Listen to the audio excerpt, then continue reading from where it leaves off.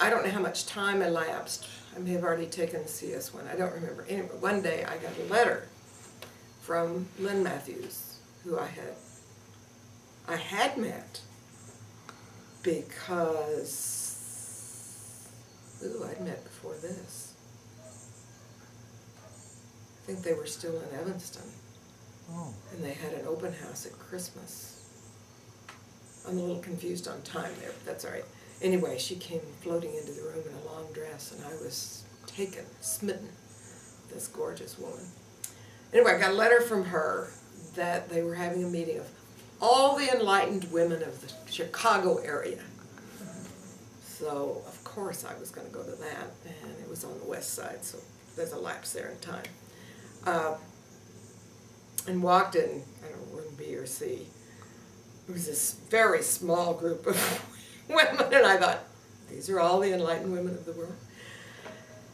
Bottom line was, after conversations, about one day, I guess, we may have met another 1 or 2 times, the group who was there, and Betty Pesic was there, and Ann Wood was there, quite pregnant with Jenny, and we decided to have a trilogy, 3 sessions, a lunch session where we would introduce women across the Chicago area to the Institute and the work it was doing in Fifth City. I mean, most of the women who participated in that at all had been looking for ways to participate in the inner city. This was where life was happening. This was where the action was.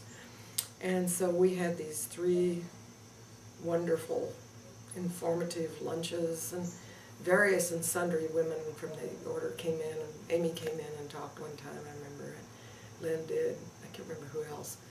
But at the end of it, Joe Matthews pulled one of his boo-boos in terms of, he basically was making a speech for what we really want from you is your money. Well, that was not what these women had in mind. What they had in mind was working down there. And so we kind of, well, let's meet a few more times and see.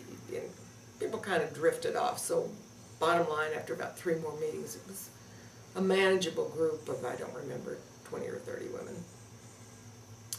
So we divided up, trying to think whose idea this was. Could have been, at this point, Mary Warren wasn't so prominent in the picture as Kay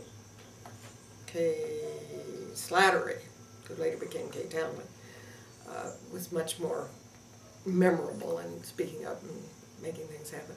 Anyway, we ended up dividing these women up into guilds, and we had a guild in the preschool. We had a guild working with the symbolic stuff with the neighborhood, and I don't know, 1 or 2 other things. I was with preschool stuff. And we would get women to come down 1 day a week and volunteer, and then during lunch we would have little training sessions. I was writing curriculum that long ago, where, you know, we were trying to say, this is part of the bigger picture, this is what it means to be, blah, blah, blah. We'd been meeting, quote, as the new women then for a little bit of time, and it had dwindled down, so it was people who were really serious about driving to the west side once a week.